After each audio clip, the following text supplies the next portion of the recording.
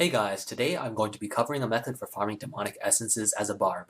I'll warn you right now, this is probably one of the most difficult builds to play and will require a lot of time to master all of the techniques.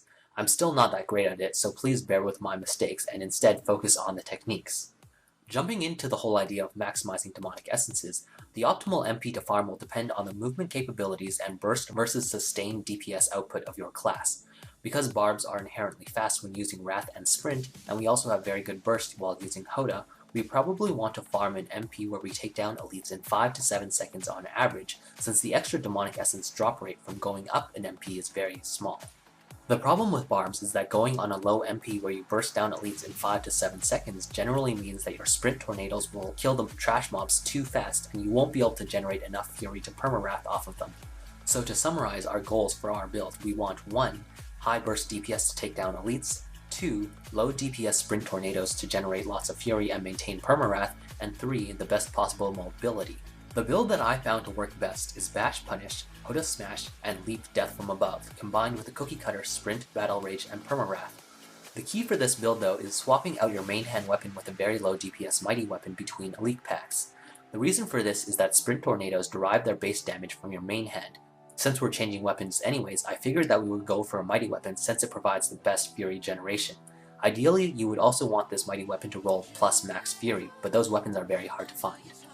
In this video, you can see that I'm using a 240 DPS mighty weapon with 11% increased attack speed. I found that ideally you want a mighty weapon to be less than 25% of your main hand weapon DPS. The reason why I have 11% increased attack speed is so that I can hit the 2.5 attacks per second breakpoint with Wrath. However, because my normal sword offhand only reaches the 2.23 APS breakpoint, I have to manually watch my swings to make sure that my mighty weapon was the last weapon to be swung to get the extra 12% fury generation.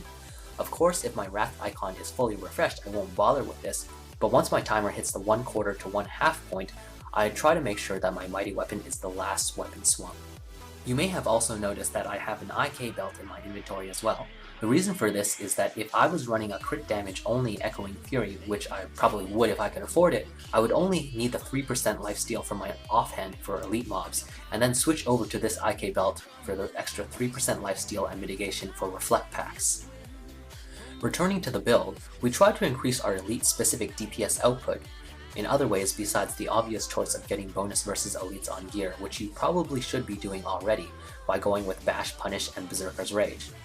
These two buffs can be toggled on and off by the player with proper control. While sprinting around, you just normally let the Bash buff trail off, and the Berserker Rage one, I always try to hit my sprint when my Fury bar isn't full. The thing is that there's a small delay between the time your Fury bar drops from full and when the buff falls off, so make sure you get the timing down. When you encounter elites though, getting a few bash stacks and proccing Berserker's Rage helps tremendously when bursting them down, since that's 50% increased DPS. Getting -5 Hoda reduction SOJs aren't absolutely necessary for Berserker's Rage, although it makes it much more forgiving. The reason is that since you're taking down elites in 5 to 7 seconds, for the first 3 seconds, whatever fury you lost should be immediately replenished by the remaining sprint tornadoes that are still lingering around. Furthermore, you should try your best to hit multiple targets so that you have 2 chances to proc into the fray instead of just 1. When I play, I normally try to get 1 to 2 punish stacks if I'm not at full fury or if the blue pack is spread out. Positioning is really key for bashing, since what you're trying to do is either knock back or fear one of the mobs into the others so that they will stack together and allow you to Hoda 2 or more at the same time. Hitting them in the opposite direction makes things a lot worse. If the pack is already stacked up nicely, I normally forego the bash and just Hoda, since you might accidentally knock them out of position with bash. The final skill that's important in this build is Leap. Voda has a tendency to hide the elites tucked away in the corner, and it's separated by platforms, which leads to a lot of backtracking. Leap will allow you to cut around 2 to 3 seconds off your run each time you go from platform to platform, which ends up adding up to be around 10 or more seconds per run. The reason why we take Death from Above though is for the mage wraiths. They take approximately 80% reduced damage while they're spinning. However, if you stun them, or your scoundrel freezes them, they'll take full damage and you'll normally be able to burst them down before they can spin again. I try to let them spin towards me while I get my 2 bash stacks, and then I leap right as they're overlapping each other so that I can stun them in a position where I can Hoda 2 to 3 of them at once. Another very important use of Leap is to help pathing through mobs. Since we're dropping Whirlwind, we can't clip through the mobs anymore, and hodoing through them wastes a lot of time. Although it doesn't happen that often because the density of Boda trash is very low, sometimes you have to leap over a giant clump of mobs that's blocking your path. Make sure your sprint buff is on when you're doing this, so that you drop a tornado in the middle of the group for some very insane fury generation. Another good use for Leap is to help hold the position of the blue mobs in place while you take them down, and to make sure your Berserker's Rage will proc. If you know that you're going to be able to hit 2 or more of the blue mobs, the stun on the Leap will help hold them in place long enough to take them down.